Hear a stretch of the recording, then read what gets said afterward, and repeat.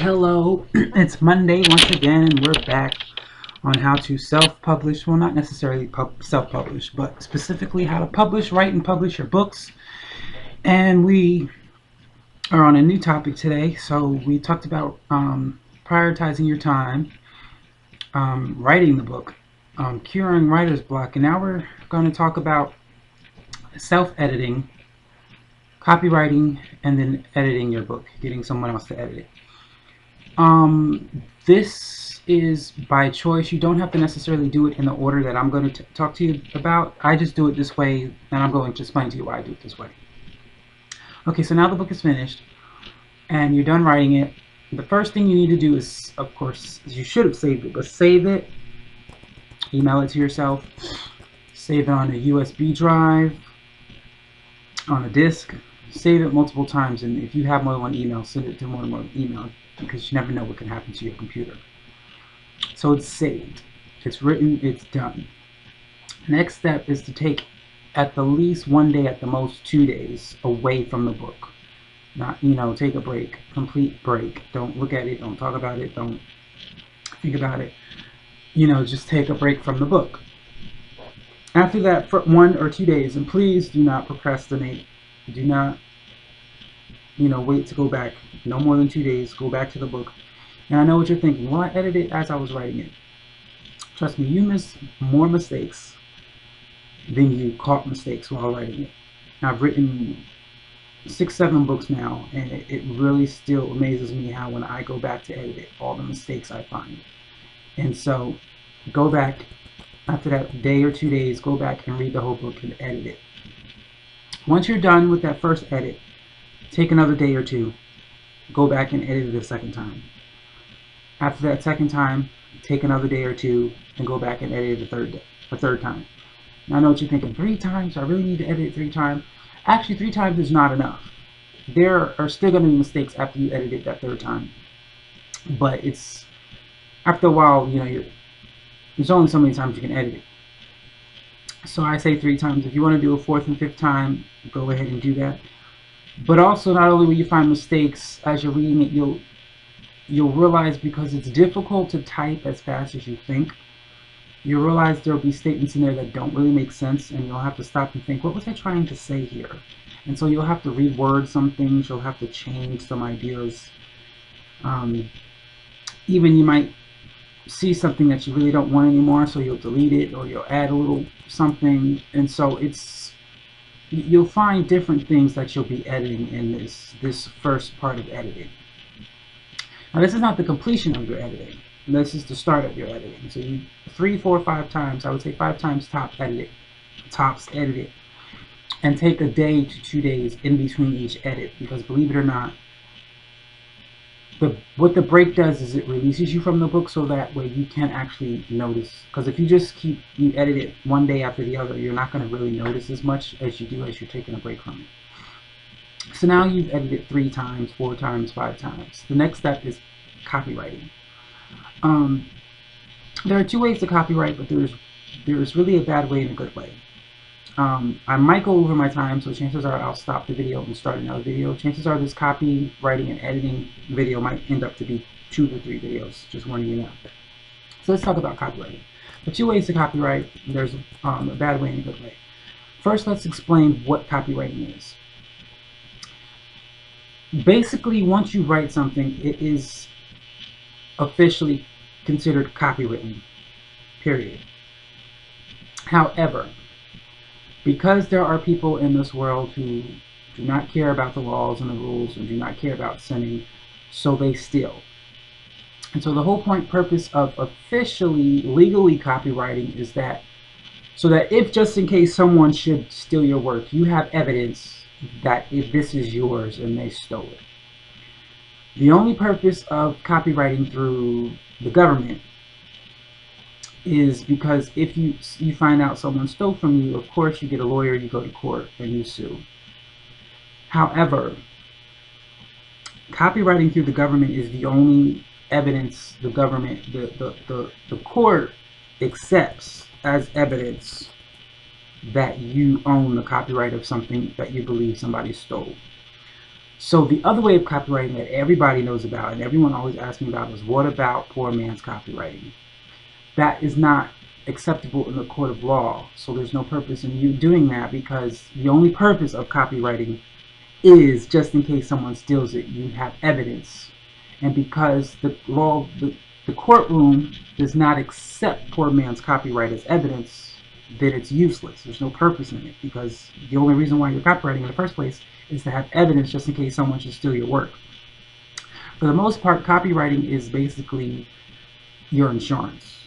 You may die and never use it, because like I said, the only purpose of it is just in case someone should steal your work.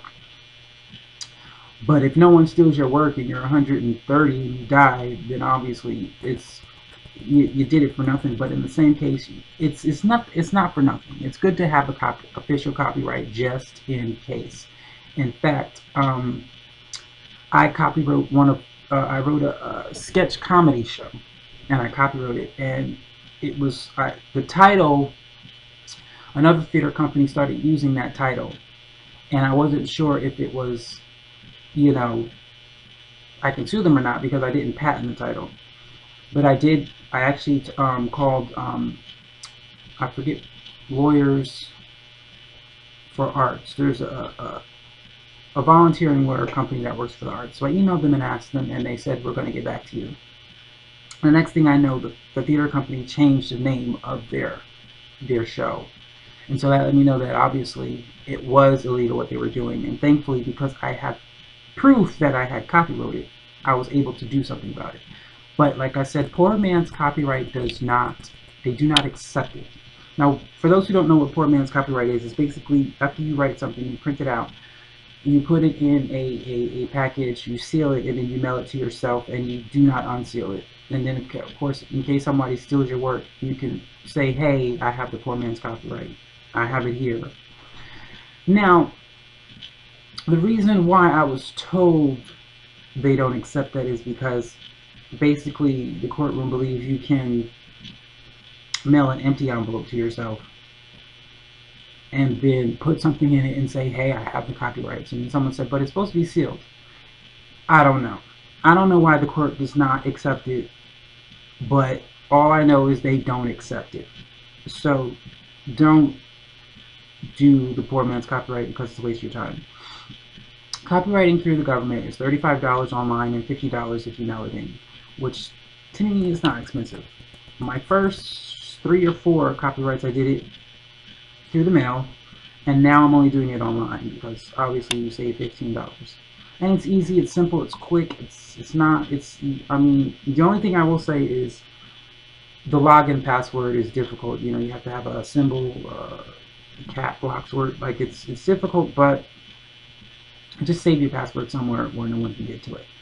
You know, write it down and save it. But other than that, basically, they talk you through it. Just as long as you read everything clearly, it's simple, it's easy. They talk you through it. Basically, you enter simple information, name and address, whether you are, you know, a citizen of the United States or you're not, all that information.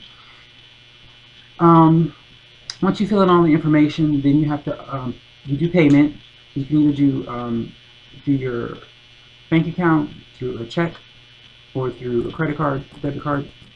After the payment goes through, then you have to upload your actual work. After you're done uploading, you're done. When you go to your home page, it'll say complete/processing. It takes anywhere from 4 to 6 months before you get the copyright back, which, hey, you just gotta wait. During that time, I would start your next book. Because if you're seriously thinking about becoming a serious author, and this is something you're going to be living off of, this is going to be your job, then you can't just write one book and that's it. So start your next book. However, the next step after you copyright, I would wait at least 2 to 3 months, and then the next step now is finding a professional editor. Now, before you find a professional editor, if you want to, you can give your book. And this is the reason why I copyright before I do the next step, is because I'm not saying you can't trust people, but you can't trust people. I would hate to, you would hate to give your book just and it's not copywritten to someone and you trust them, and then they take it and they copyright it as their own, and then now you have no evidence that you wrote it, because if they copyright it, there, unless you can prove that you wrote it in some other kind of way, they now have the rights to the book. So that's why I copyright first, and then I find a professional editor.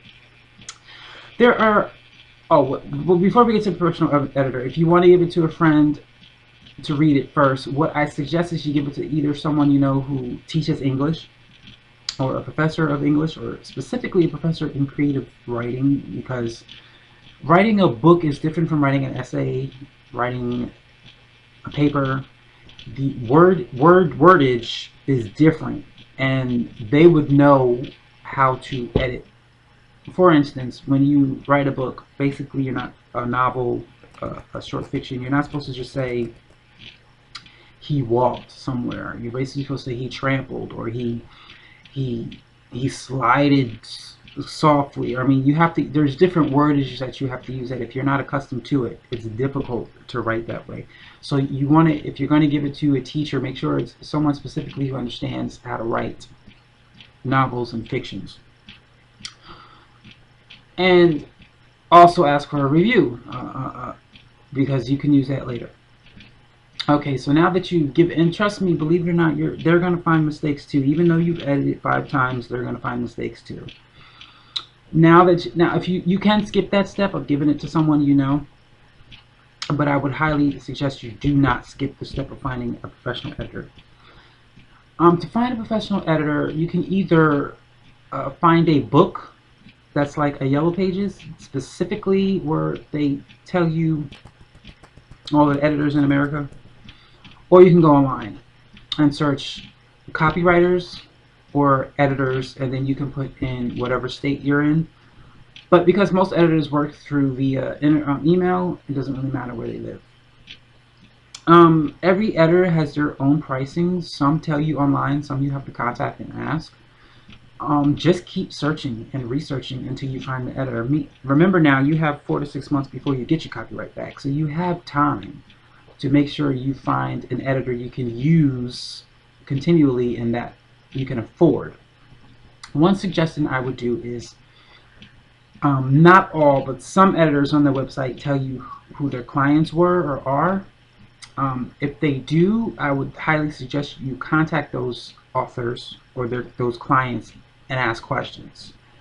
Is this person dependable? Are they trustworthy? Did they deliver on time? Did they do what you expected? Email and ask them questions before you actually hook up with this editor, because you don't want to hook up with someone who's a scammer and takes your money, and then you're out of money. And so take the time, like I said, to find an editor who can do what you need them to do for a cost that you can afford. Some editors, the editor that I have,